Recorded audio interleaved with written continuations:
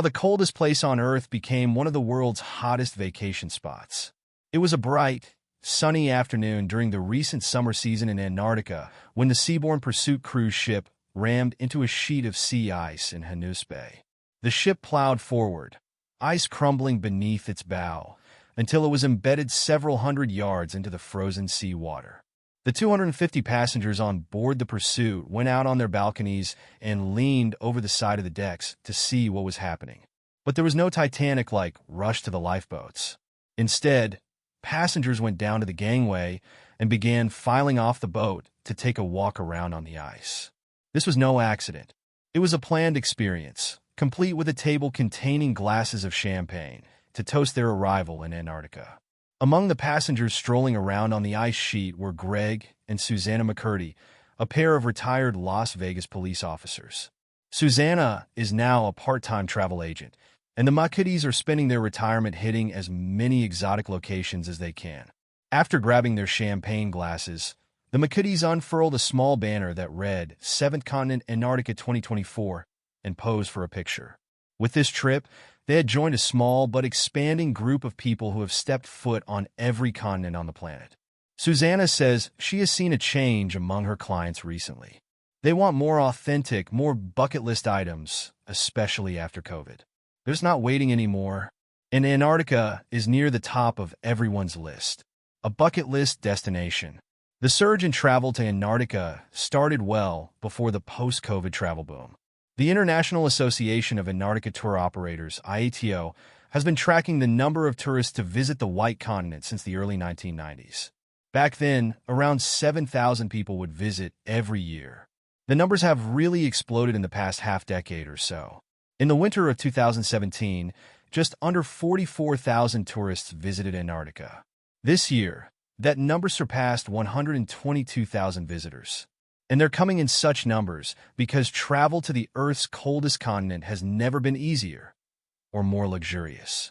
A couple of decades ago, Antarctic travel meant visiting on smaller ships, many of them former ice cutters from Russia, Canada, and other polar nations.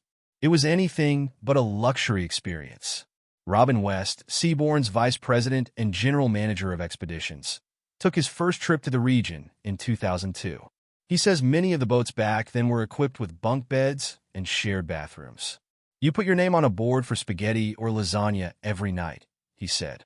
Few of the ships even had windows to see outside. The experience today is quite different. Colleen McDaniel, editor-in-chief of Cruise Critic, credits Lindblad and National Geographic Cruise Lines with opening up Antarctic travel to more visitors about a decade ago.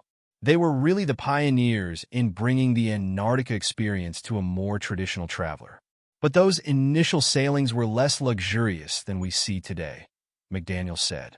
Lately, Ponant, Silversea, Seabourn, and Scenic have made huge leaps with that top-of-the-market luxury experience, offering incredible onboard suites, exceptional dining, and even spas. Cruise lines like Quark are creating products for adventure seekers, offering things like cross-country skiing and camping. Environmental concerns. The swelling tourism numbers have some experts sounding the alarm about the environmental impacts of the spike in visitors. A 2022 study published in the journal Nature found that the snow in Antarctica is melting faster because of tourist visits to the continent. The black soot that comes out of cruise ship smokestacks settles on the ice and attracts sunlight, causing tons of snow to melt prematurely. Ecologists also say the growing human presence in Antarctica is causing carbon dioxide levels to spike in an area of the planet that is not used to it. Cruise ship operators say they are keenly aware of their environmental impact. Passengers receive detailed instruction about not bringing any outside food or other contaminants with them for Antarctic landings. They are instructed to never lie down in the snow and to maintain distance from animals to prevent human-borne bacteria and viruses from infecting the wildlife. The countries that conduct tourism and research in Antarctica have signed what is known as the Antarctic Treaty. It says that no one should build permanent structures in the area for tourist use. Put another way, there are no hotels in Antarctica.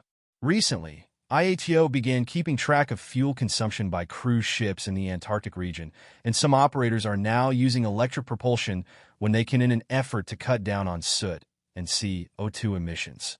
More ways than ever to access the continent. Meanwhile, cruise lines have invested billions of dollars in recent years on specially built luxury expedition ships.